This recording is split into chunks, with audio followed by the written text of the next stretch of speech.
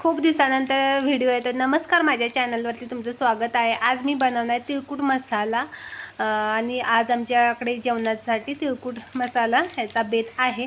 त्यासाठी मी साहित्य काय काय घेतलंय बघा। इकडे काळे तीळ घेतलेले आहेत आणि आता काळ्या तिळांचे कोकणामध्ये तर प्रत्येकाच्या घरी तुम्हाला ही तिळकुट भेटणार, कारण आता पावसाळ्याच्या दिवसात प्रत्येकाला हे तिळकुट असतंच घरात खायला। आणि त्यासाठी मी काळे तीळ घेतलेले आहे, तिखट, हळद, मीठ, जिरं आणि तुम्हाला मी हे दाखवलेलं नव्हतं, लसणाच्या काळ्या आणि इकडे 4-5 लसणाच्या काळ्या घेतलेल्या आहेत। लसणाच्या काळ्या असं तिळकुटामध्ये घातलं तर खूप छान असा वास येतो। आणि इकडं गॅस गरम करून मी त्याच्यावरती कढई ठेवलेली आहे आणि आमची कढईसुद्धा गरम झालेली आहे। मग त्याच्यानंतर आपण हे तीळ टाकून घ्यायचे आहेत कढईमध्ये। आणि जेव्हा बघा आता कलर तिळांचा किती काळा आहे, असं मस्तपैकी असं भाजून घ्यायचं खरपूस होईपर्यंत। आणि जेव्हा ते भाजले जातात तेव्हा आवाजसुद्धा येतो चट चट चट असा। त्याच्यानंतर आपण गॅस बंद करून घ्यायचा। कलरसुद्धा चेंज होतो, इकडे बघू शकताय तुम्ही तिळाचा।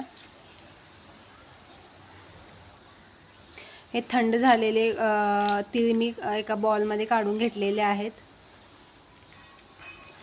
बाउलमध्ये काढून घेतल्यानंतर मी माझ्याकडे छोटा मिक्सीचा म्हणजे जार आहे, त्याच्यामध्ये 2दा वाटण करून घेणार आहे। हे बघा कलर चेंज झालेला आहे। थंड झाल्यानंतरच कुठलं बी वाटण करून घ्यायचं। त्याच्यामध्ये आपण हे तिखट, मीठ, हळद वगैरे सगळं व्यवस्थित टाकून घ्यायचं आहे।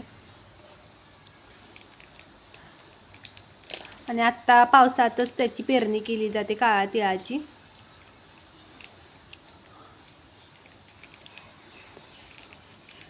हे बघा मी सगळं असं टाकून घेतलेलं आहे, मसाले वगैरे हे बघा मी सगळं टाकून घेतलेलं आहे। आणि असं वाटण करून घ्यायचं आहे तिळकुटाचं मिक्सरमध्ये।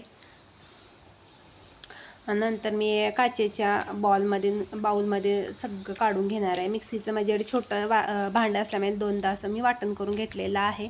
आणि इकडे बघा आपला तिळकुट तयार झालेला आहे खाण्यासाठी मस्तपैकी छान। आणि तुम्ही प्रवासात जात असाल तर असं बनवून घेऊन जाऊ शकताय तिळकुट।